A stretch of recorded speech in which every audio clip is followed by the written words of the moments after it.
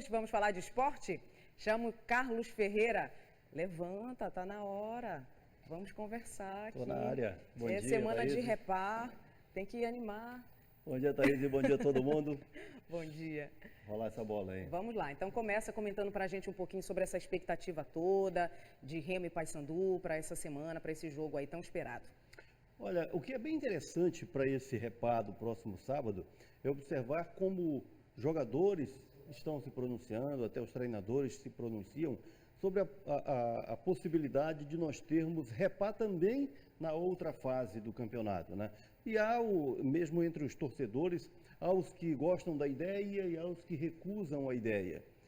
Mas também não há como definir, não há como conduzir nenhuma situação para que Remo e Paysandu sigam em grupos diferentes ou caiam no mesmo grupo. Eu digo sigam em grupos diferentes porque pelas posições de hoje, Remo e Paysandu, nós mostramos ontem, né? Estariam em quadrangulares diferentes na outra fase. No fechamento da fase, com os resultados dos dois grupos, não dá para saber, afinal de contas, se Remo e Paysandu vão compor o mesmo quadrangular ou estarão em quadrangulares diferentes.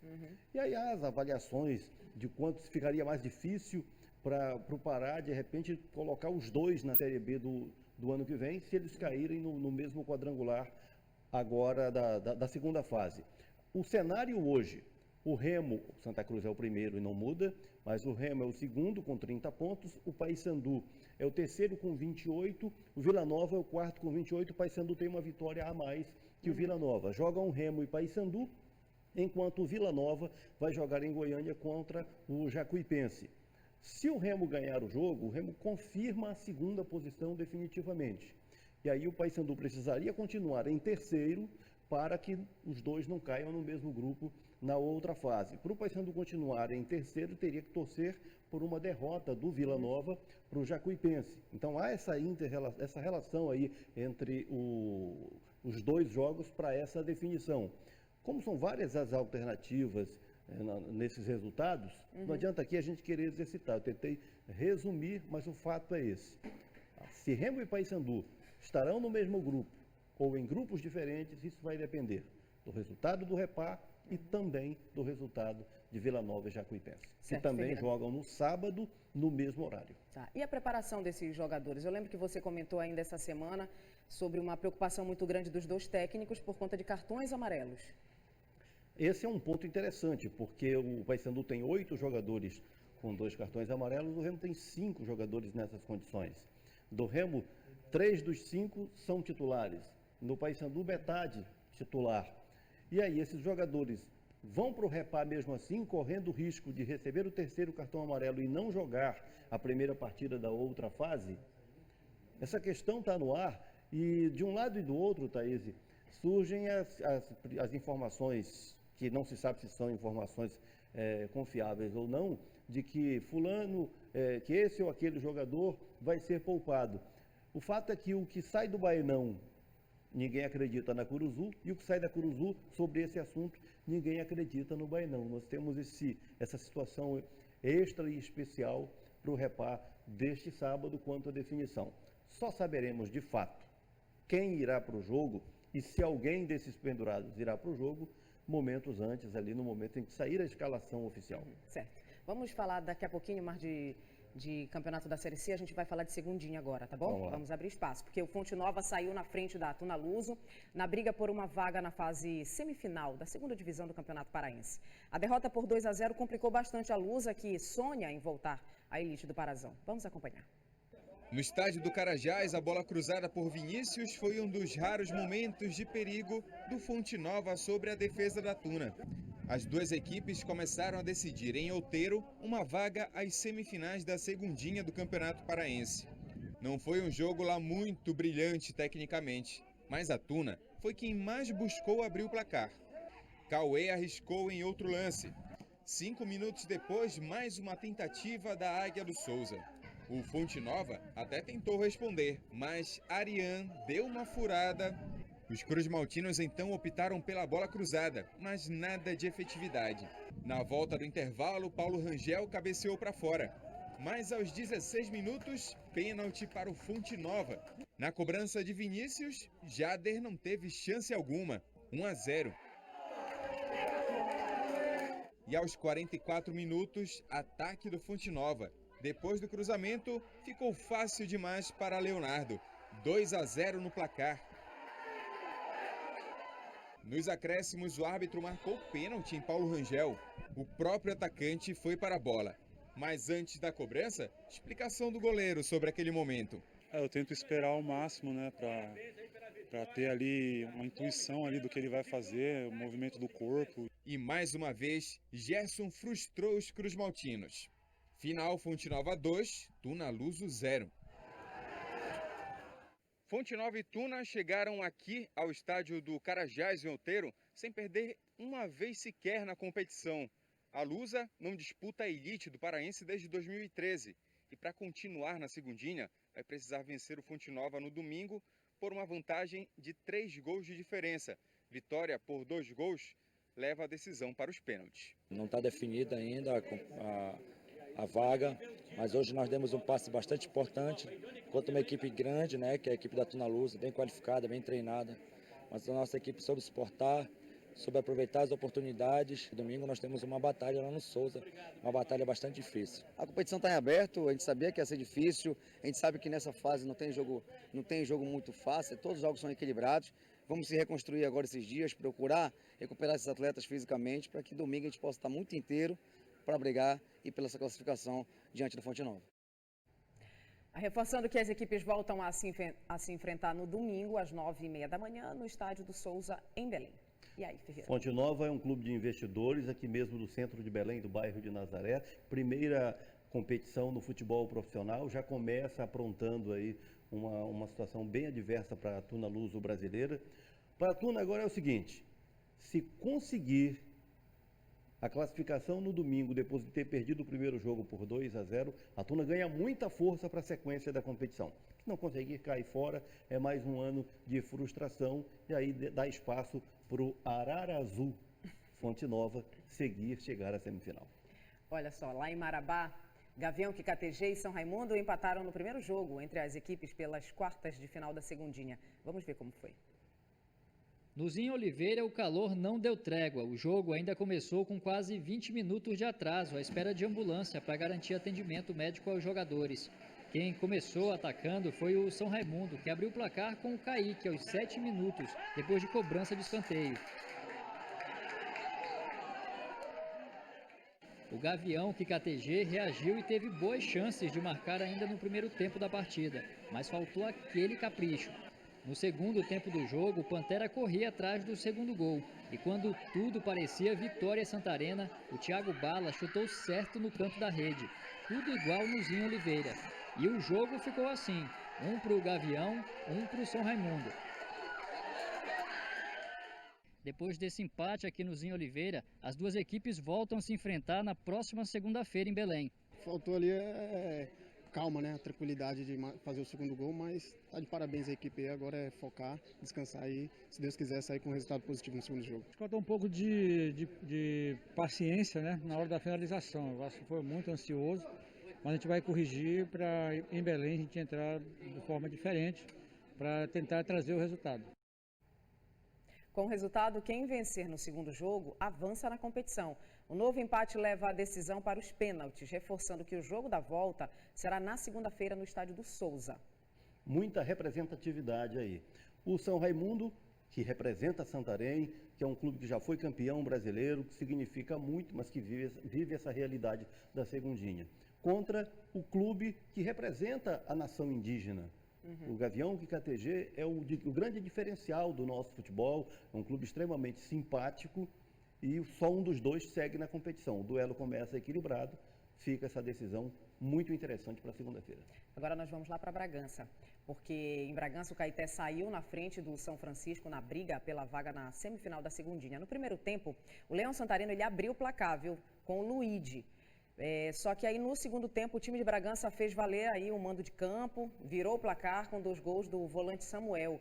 Com a vitória por 2-1, o Caeté joga pelo empate no jogo da volta para avançar. Já o São Francisco precisa de uma vitória por 2 gols. A vitória da equipe de Santarém por 1 gol leva a decisão para os pênaltis. Os times voltam a jogar na segunda-feira, ainda sem um local definido pela Federação Paraense de Futebol. E aí nós temos a grande tradição do São Francisco contra essa força nova do Caeté, que é estreante no futebol profissional, que busca esse acesso, que larga em vantagem, que tem a base do time do Castanhal, que tem o comando do time do Castanhal e, afinal de contas, nós estamos aí entre o novo, que é o Caeté, e o antigo, tão tradicional, que é o São Francisco. Segundinha está movimentada, hein? Não acabou não, tem mais novidade. No outro jogo de ida das quartas de final, o Sport Real venceu o Atlético Paraense por 2-0. As equipes elas voltam a se enfrentar na segunda-feira, só que lá em Parauapebas. Aí nós temos também outra força absolutamente nova, que é o Real, que começou muito bem esse duelo com o Atlético Paraense. O Atlético Paraense parecia muito bem credenciado, fica em desvantagem, mas joga em Parauapebas. Também não faz muita diferença pelo fato de nós estarmos em período de pandemia, você não tem influência de público, né?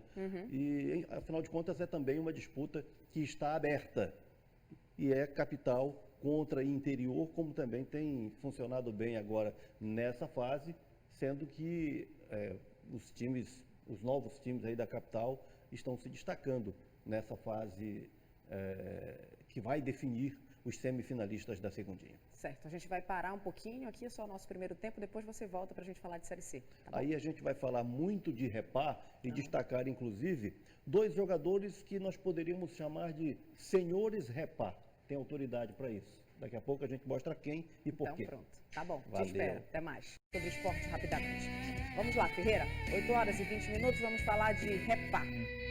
Na hora. Então vamos. Você que manda. Sábado, mais um Repá sem torcida, já foi assim no Campeonato Estadual e também agora na Série C, por conta da pandemia. Por isso, Leão e Papão estão aí numa disputa extra na venda dos ingressos virtuais. Semana de Repá, equipes já classificadas de forma antecipada para a segunda fase da Série C e torcedores com a expectativa a mil, amigo. Ganhar aquele 3-2, estão pensando que agora no mata-mata vão fazer isso, mas não, o Paysandu vai só, já era. A gente Repá, o Remo leva maior, a torcida do Remo mais fiel, a gente ama o clube do Remo. Pelo lado bicolor foram disponibilizados 35 mil ingressos a R$10. E pelo lado azulino, 17.500, com valores de R$20 e R$50. A gente conta com o apoio de vocês mais uma vez para lotar todo o nosso lado e mais um jogo importantíssimo. Vocês são a nossa força. Compre seu ingresso virtual nas lojas do Remo e ajude o Leão. Vamos juntos conquistar esse sonho para a Série B. Peraí, que ingresso é esse que a gente está falando se estamos em pandemia e o torcedor não vai poder entrar no estádio? Acho melhor os presidentes de Remo e Paysandu explicarem, né? Nós resolvemos colocar o ingresso à venda como se tivesse liberado o público. Ele não dará direito a entrar ao Mangueirão, infelizmente, porque ainda não é possível, mas você vai estar ajudando bastante o time nesse momento. São ingressos virtuais, mas que farão toda a diferença no mundo real, presencialmente, onde toda a renda será revertida para o nosso plantel nessa reta final do campeonato. O clássico será sábado no Mangueirão. Fiel e Fenômeno Azul vão poder acompanhar pela Rádio Liberal ou em tempo real no site ge.globo/PA. Da feita querer acessar o site, já vai estar na nossa home, em destaque principal, a partir das 4h30 da tarde, o tempo real do jogo. A gente vai acompanhar todo o pré-jogo, falar quem é desfalque, quem não vai poder jogar e acompanhar em tempo real os lances da partida, minuto a minuto, e no final também a gente faz um resumão da partida, a crônica, os principais lances, quem foram os destaques do jogo. Esse será o 6º encontro entre as duas equipes na temporada.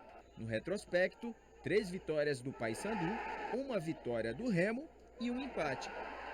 E aí, quem será que leva melhor agora? 2-0 Papão. Quando sair o gol do Papão, Nicolas, já era, é sal. O Leão, claro. Com certeza, 2-0. Reforçando que Remo e Paysandu jogam no sábado às 5h da tarde no Mangueirão. E aí, Ferreira? E aí que o torcedor a essa altura está naquela de abraçar a causa do clube, né? E aí comprar e não levar, porque é o ingresso virtual, ele não tem acesso ao estádio. E depende muito de o clube convencer o torcedor da importância disso, é o que os presidentes estão tentando passar essa mensagem há pouco. Eles não têm bilheteria. A receita do sócio-torcedor desabou. Patrocínio que tinha que entrar já entrou. Resta o principal agora, que é a fase decisiva aí do quadrangular para definição do acesso à Série B. O dinheiro dos clubes está acabando, eles têm que honrar compromissos, então botaram ingressos virtuais à venda. Então, se o torcedor vai abraçar a causa ou não, é a questão, mas pode depender disso aí o sucesso da empreitada rumo à Série B de 2021. É o momento do torcedor abraçar ou não a causa. É verdade. Olha, todo grande jogo tem sempre aquele personagem principal, aquele que chama a atenção. Para esse Repá, você destaca algum? Pois é, ou alguns? Eu tentei definir um perfil do que a gente poderia chamar de senhor Repá, jogador que cresce no grande clássico, né, que tem história no grande clássico. E encontrei 2 dentro do perfil. Do lado do Paysandu, esse personagem nós podemos dizer até que é óbvio. Você arrisca? Arrisco. Nicolas. Exatamente. Falei com você. Por que o Nicolas? Ele tem 11 jogos contra o Remo pelo Paysandu e 5 gols. Então é um jogador com esse potencial. E no Remo, o Marlon. O Marlon tem 4 gols em Repá, inclusive esse aí que é um gol olímpico, olha só. Isso foi em 2010, no empate em 3-3. Aí o Marlon fazendo gol olímpico, relembrando o Rubilar, que fez o primeiro gol da história dos Repás, também é gol olímpico.